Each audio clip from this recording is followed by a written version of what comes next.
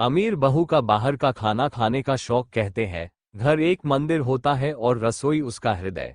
इस हृदय से निकलती है वो ऊर्जा जो पूरे परिवार को जोड़कर रखती है। लेकिन जब जीवन में भौतिक सुख सुविधाएं प्राथमिकता बन जाती हैं और पारंपरिक मूल्यों को हम पुराना कहकर नकार देते हैं, तब रिश्तों में मिठास की जगह कृत्रिम स्वाद आ जाता है। ये कहानी है एक ऐसी अमीर बहू की जिसका जीवन रेस्टोरेंट के स्वादों में उलझा रहा, जब तक उसने अपने घर के भोजन में मां के हाथ की ममता नहीं चखी। श्री हरिराम शर्मा एक बेहद ही प्रतिष्ठित और सरल स्वभाव के व्यक्ति थे। गांव में उनकी इज्जत एक संत के जैसी थी। उन्होंने अपने जीवन का बड़ा हिस्सा गांव के स्कूल में मास्टर जी बनकर बिताया। उनके दो ही शौक थे, बच्चों को पढ़ाना और अपने खेतों में मेहनत करना।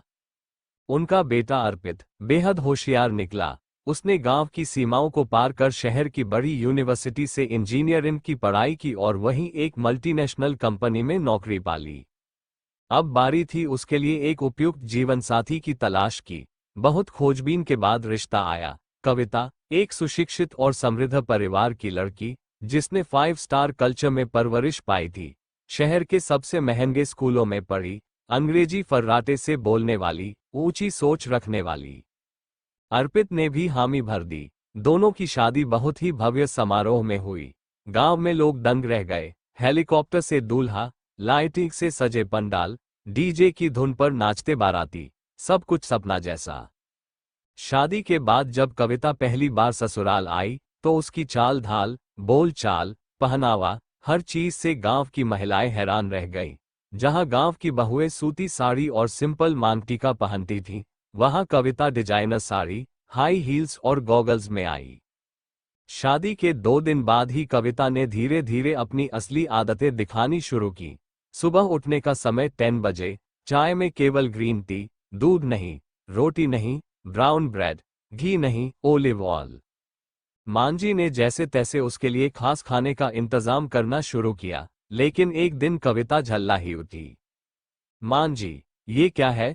रोज वही रोटी सब्जी। घर में कोई पिज्जा, पास्ता बनाता है क्या?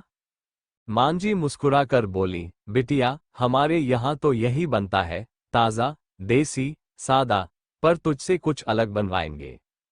लेकिन कविता ने धीरे धीरे रसोई में जाना ही छोड़ दिया। वो ऑनलाइन फूड डिलीवरी ऐप से खाना मंगवाने लगी, कभी चाइनीज, कभी इटालियन, कभी नॉनवेज। अर्पित ने एक दिन समझाने की कोशिश की, कविता, घर के खाने में जो अपनापन होता है, वो बाहर के खाने में कहाँ?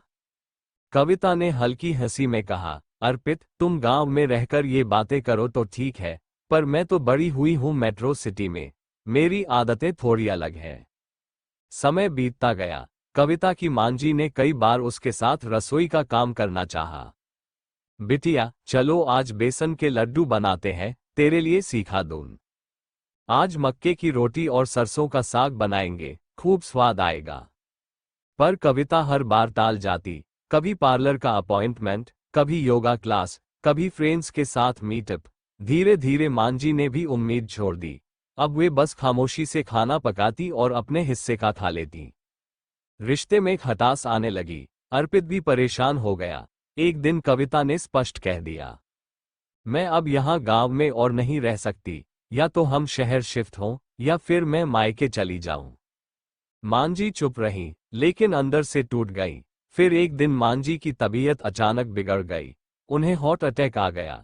गांव के डॉक्टर ने तुरंत शहर ले जाने की सलाह दी। अर्पित रोता हुआ उन्हें लेकर गया। कविता भी साथ थी, लेकिन उसे चिंता मां की नहीं, खाने की थी। अर्पित, हॉस्पिटल की कैंटीन का खाना मैं नहीं खा सकती, कोई अच्छा होटल देख लेना। अर्पित ने कुछ नहीं कहा। वह मां के इलाज में लगा रहा। मांझी की हालत थोड़ी संभली। उन्होंने कविता को पास बुलाया और बहुत कोमल स्वर में कहा, बिटिया, मेरी एक आखिरी इच्छा है। हाँ मांझी, मेरे लिए एक बार अपने हाथ से खाना बना देना, चाहे जो बनाओ, पर अपने हाथों से बनाओ।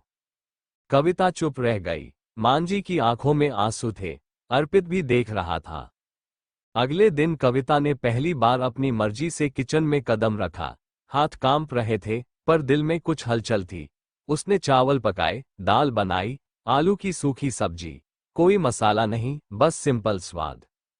जब मांझी ने पहला कौर मुंह में डाला, आंखें नम हो गईं। बिटिया, ये स्वाद मैंने बरसों बाद चखा है। कविता खुद भी रो पड़ी। मांझी, मैंने बहुत देर कर दी। बाहर के खाने में मैं स्वाद ढूंढती रही, लेकिन जो अपनेपन की सुगंध आपके आंचल से आती है, वो किसी होटल में नहीं मिलती।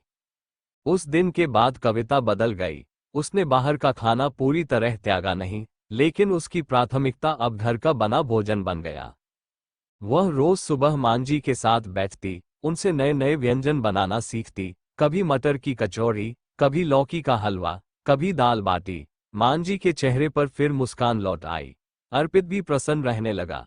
कविता को अब ये समझ आ गया था कि असली टेस्ट सिर्फ जुबान से नहीं, दिल से जुड़ा होता है।